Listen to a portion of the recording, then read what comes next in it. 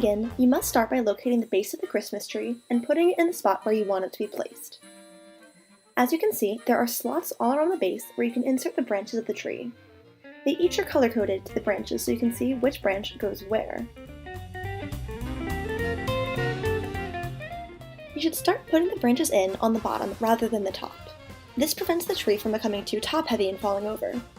However, if you are working with cats, you might encounter a few problems, such as the cats jumping into the box where all of the branches are kept. Feel free to pick them up and toss them to get them out. Continue matching the colored branches to the corresponding color on the base, building upwards. The tree will begin to start taking shape the higher up you go.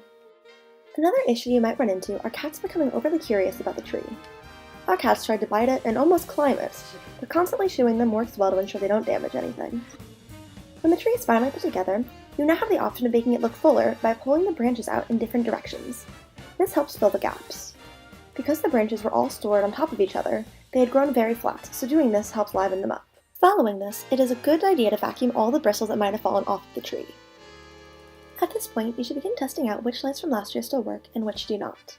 Ones that might have worked last year can no longer work, or sometimes only half of the strand works while the other half has died. You also might want to find out which lights blink and which don't, so you can spread out where you put each on the tree. To begin, plug the first strand of lights into the wall and begin wrapping the lights around the tree. You want to start lower and go higher. As you wind the lights around the tree, tuck the lights in so they are not right at the end of the branches.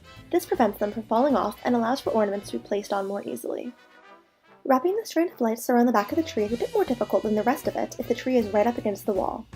Wrap the lights as far over as you can, then let go of them before walking over to the other side to grab them again. Continue wrapping them higher up on the tree as you go.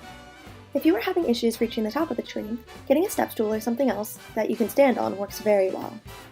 Make sure your lights are spread out evenly throughout the tree, and it's time to move on to putting the ornaments onto it. The goal is to spread them out so that no spot on the tree is too crowded with ornaments or too sparse. The cats will most likely pose a threat to the ornaments or the tree. They will try to knock the ornaments off the couch before they're on the tree, knock them off after they're on the tree, or simply chew on the branches. It is your call whether you want to try to banish them from the room or keep them there. We felt nice and let them explore so they would not terrorize it more later, but it is entirely your decision.